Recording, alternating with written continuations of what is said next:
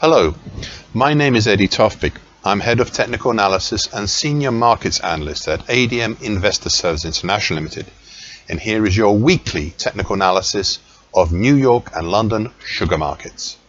However, before we start, I just wanted to let you know that no AI, that is artificial intelligence, was ever used in the composition, production or recognition of any of the patterns, levels, analysis or any related items on these my charts. This was all authentic intelligence, all my own original work, as I think you deserve to have that. So with that. Ice raw sugar in New York. I mentioned 5 weeks ago that we had a February to early March base double bottom, and the market duly reached both the primary and secondary targets for this pattern 4 weeks ago. In the process, prices pushed up through what had previously been resistance, which was the green short medium moving average, currently at 1453, and especially the mauve medium moving average, currently at 1469, plus the influential March 21 low at 1466. The market went further, up through the gold long moving average, currently at 1526, and started utilizing it as a base for yet another further move higher. However, as I said 2 weeks ago, and I quote, the patterns to now look out for are the ones I've mentioned here before. This is a long quote, by the way. Firstly, it was, still is, I suppose, the breach to bright green upper time, currently at 1561, of the bright green late September 24 to late February 25 bearish shift pitchfork. This had been coincident with the February 2020 high at 1591, but the breached bright green upper time is now lower, and though prices have also breached this high, we so far have not had any sustained consecutive closes over either, despite the breaches.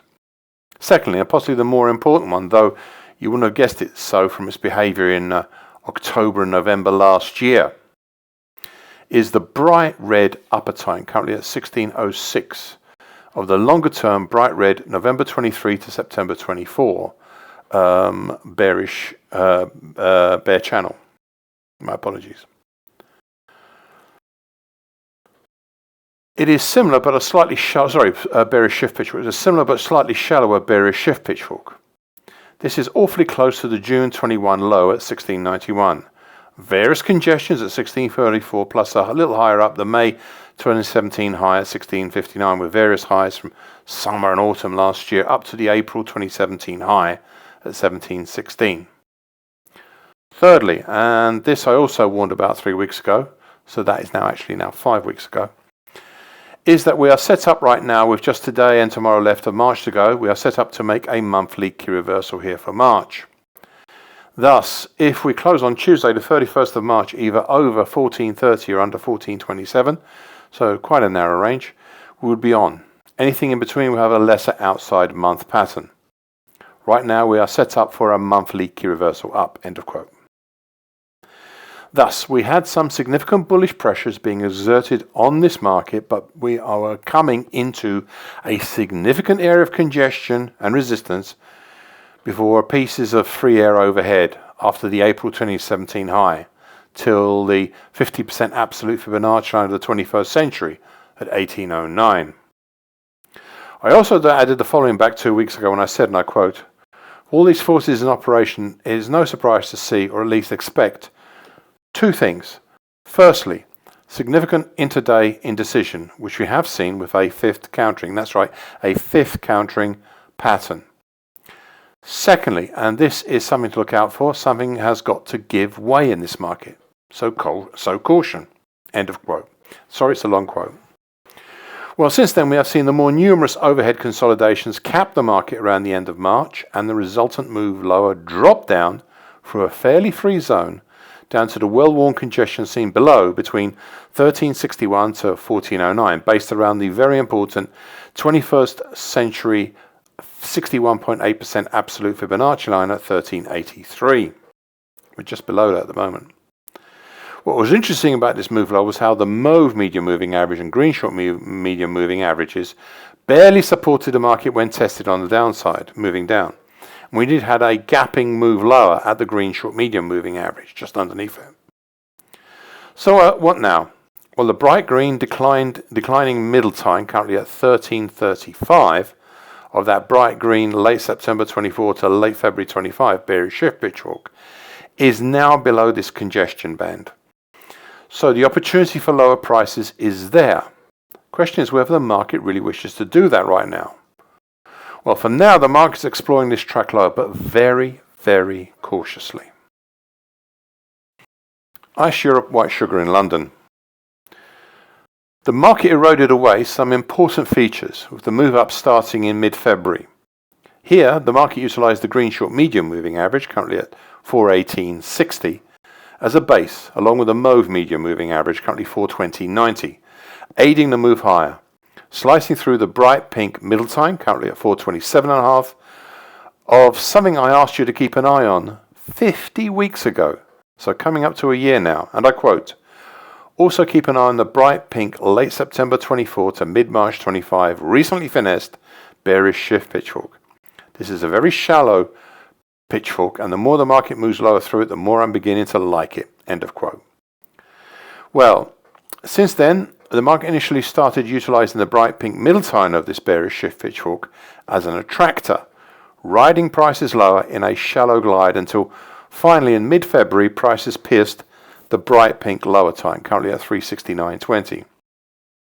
This fall 11 weeks ago did not cause a greater bearish pattern at the time, but instead prompted the construction of a pipe bottom late 9 weeks ago, and then into a V bottom, and eventually a V bottom, but with a shelf.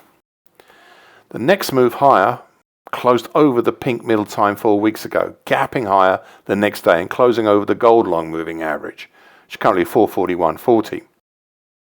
Since then we have moved higher still, but not to such a greater degree. The reason for this, and perhaps why prices may also possibly be considering going sideways or even turning back down, is due to what I said 3 weeks ago when I said, and I quote, "The cap on the market was the February 2020 high at 456.70.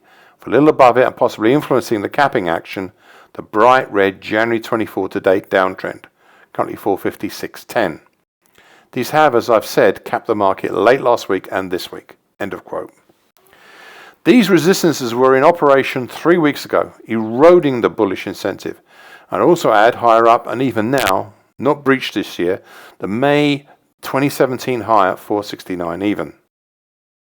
The earlier mentioned February 2020 high is also the gateway to a rectangle congestion pattern overhead, formed between approximately June to September last year, and between about 456.70 to 495 even. As I said 2 weeks ago, and I quote, "These seem more determined resistances above, and I would give in evidence one simple feature. Unlike New York sugar, there is no monthly key reversal here for March. Indeed, prices could rise all the way to the pink upper time above, currently at 485.90, and still be within a bearish pattern. Hence, I think this last piece is a key factor to consider." End of quote. Thus, with considerable bearish pressure above, the market turned over lower 2 weeks ago, and we are finally halted, or at least slowed down, below the green short medium moving average and mauve medium moving average. However, I do not think they are the main reason we slowed. Rather, I think it is the rectangle pattern from last year between the November 2025 low at 406.40 up to the cap in the 435 area overhead that have managed to exert enough gravity to at least amend the fall we have seen these past 2 weeks. Overall, I do not see enough bearish pressure from the fall to drive markets significantly lower, but then again, I don't see enough bullish incentive right now to drive prices higher towards the highs of late March either. Sugar white premium spread. One new feature overshadows all earlier bearish patterns. I said as much 26 weeks ago, and I quote, "Only concerted, consistent and long-term moves over the bright red neckline, currently at 97 3/4, and ideally over the slowly rising long moving average, currently 106 1/4, could possibly assuage the bearish potential." End of quote. 8 weeks ago we gapped higher and closed over the bright red neckline. Then 3 weeks ago and again last week we closed over the very slowly declining gold long moving average. Thus we have stabilized over the bright red neckline, but we have not yet stabilized over the gold long moving average. So the bullish incentive is there, but as yet it's not fully justified. And this brings me to my next point. As I said 3 weeks ago, and I quote, I suspect consecutive closes over this gold long moving average will be key to the future health of this market. If those do not happen, then the bright red neckline below is seemingly ready to be tested again. End of quote. Well, we are still in the process of trying to maintain closes over the gold long moving average, but what do we have above that could stymie further gains? Well, the answer is not much. We'd have to look higher to the July 25 to date downtrend, currently 121.25, to see the first significant resistance, and then that would only be a 2-pointer downtrend that may not be able to take on any testing. However, this is heading lower, if that's at somewhat relatively snail's pace.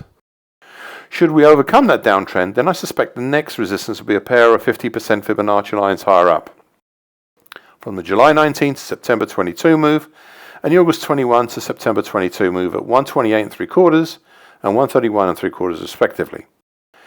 To be honest, none of these three resistances look that great right now, but the market is seemingly not really trying to overcome